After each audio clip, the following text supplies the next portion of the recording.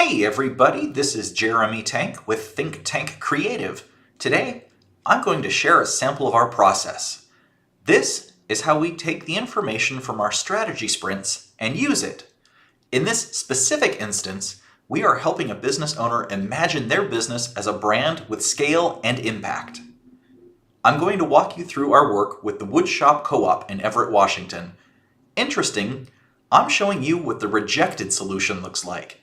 If you want to see the final direction, read the Woodshop Co-op case study on our website. To start, there are 3 pillars to our strategy sprints. These are the project, brand, or business, the audience, and the goals. In strategy sprints, when we define the project or brand, we examine the customer's business and describe their intended impact on the world. One exercise, which provides direction, is the brand attribute exercise. This determines kinetic words, which inform brand style decisions. Kinetic words are words or phrases which project strong mental images. From this information, the project or brand positioning is developed. In this case, we're creating a space for modern-day Renaissance people to learn and practice traditional woodworking. The impact the Woodshop Co-op hopes to create is helping people gain confidence, not just in woodworking, but in all they do for the rest of their lives. Next, we need to know the specific audience for this business. The broader the audience definition, the more generic the brand has to be. The sharper the focus, the more fun the brand can have. Our process is detailed enough to gain great insight about your specific audience. For the Woodshop Co-op, Paul turns out to be the ideal customer. He's a successful IT manager who's looking to grow and do something unique. He's always wanted to work with his hands but never really learned. He doesn't have space in his house to buy a bunch of tools, and he certainly doesn't have the budget for it. The Woodshop Co-op is the perfect space to learn and spread out for much less per month than the cost of a couple tools, much less a whole workshop. The last piece of our strategic framework are the goals, which are highly individualized for each of our customers. I won't go over those here. In the brand solution, I'll point out specific deliverables. After the strategy sprint, my team and I kick into research mode. Next are a few screen captures of some of this research. We look at local area competition. In this case, the nearest direct competition was in Tacoma. Indirect competition is a ferry ride and a short drive away. This renders them a lot less of a threat. Next, we search for similar businesses in other states, makerspaces, and influencers, as well as publications, suppliers, clubs, and industry voices. For the Woodshop Co-op, we also identified specific articles requesting more businesses like the co-op. Now, that's a great contact point to start word-of-mouth marketing, right? Of course, we searched YouTube to see who has a strong video presence, as well as Instagram, and the Facebook. I'm not a fan of it, with all honesty, but there's no option to skip social media today. You need to build a presence somewhere to build your community, and successful ventures today require community, not just sales. Last, we conducted many searches to develop a keyword, location, and search strategy. Then, we looked at logos. To design something different, something that stands out, we had to know what's already in the world. Then, we could zag away from them.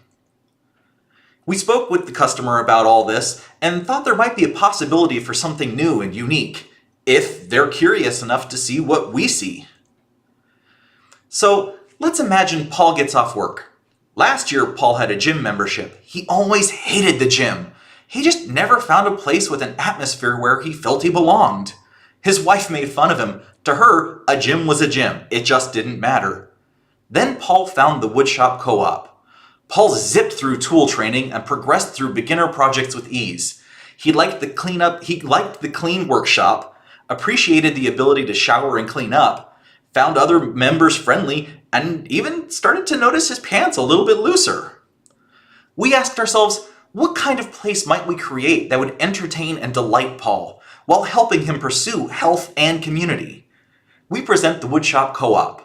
The love of lumber is reinforced with decorative grain textures on the outside of the building and tasteful wood expressions throughout the interior.